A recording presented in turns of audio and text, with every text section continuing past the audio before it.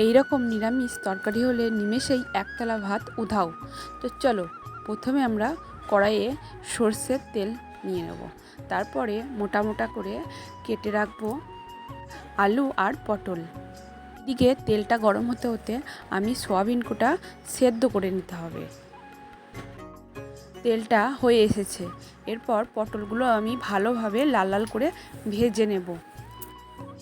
আর পটলগুলো কাটার সময় তোমরা পটলগুলো দুটো করে দেবে, ঠিক আছে? দু টুকরো করে দিলে পটলগুলো মোটা মোটা আর দেখতেও ভালো লাগে, খেতেও ভালো হয়। তারপর নুন হলুদ দিয়ে ভালো করে পটলগুলো কষিয়ে নিতে হবে। তারপর হালকা কষানো হয়ে গেলে আলুগুলো দিয়ে ভালো করে লাল লাল করে কষিয়ে নিতে হবে। আমার আলু পটল কষানো কমপ্লিট।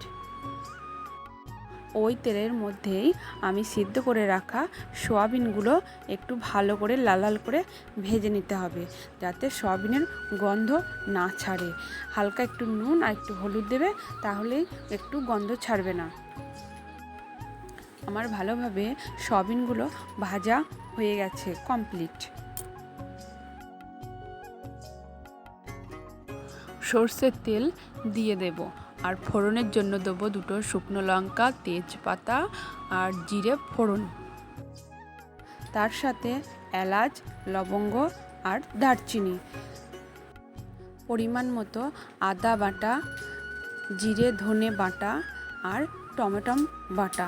ভালোভাবে মশলাটা কষিয়ে নিতে হবে। রং করার জন্য একটু কাশ্মীরি লঙ্কার গুঁড়ো, তার মধ্যে হলুদ আর নুন একসঙ্গে মিশিয়ে নিয়ে ভালোভাবে মশলাটা কষিয়ে নিতে হবে। মশলার মধ্যে ভালো করে একটু জল দিলে মশলার যে গন্ধটা থাকে সেটা আর থাকে না। উপরে আমি 3টে কাঁচা লঙ্কা দিয়ে দিয়েছি। এবার যার যেরকম স্বাদে ঝাল খাবে সে সেইভাবে দেবে।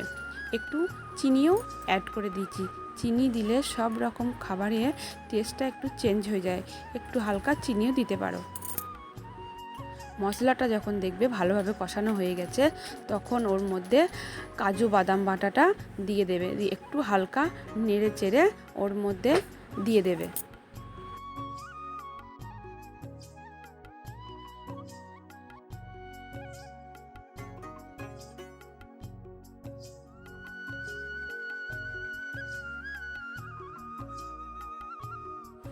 এবার আমি আলু পটল সয়াবিন ভেজে রাখাগুলো ওর মধ্যে মশলার মধ্যে দিয়ে ভালোভাবে কিছুক্ষণ মিনিট 2 মতো কষিয়ে নেব। তাহলে কষিয়ে যত ভালো মশলা কষাবে তত খেতে টেস্ট হবে।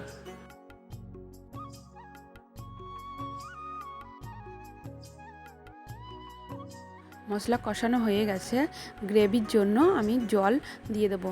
খুব বেশি জল অ্যাড করবে না, কারণ এটা গ্রেভি টাইপের হবে আর খেতেও খুব সুস্বাদু হবে। কিছুক্ষণ ফুটতে দিতে হবে। দেখো, আমার তরকারি আলু পটল সয়াবিন দিয়ে তরকারি রেডি। তো কেমন লাগলো প্লিজ কমেন্ট করে জানাও।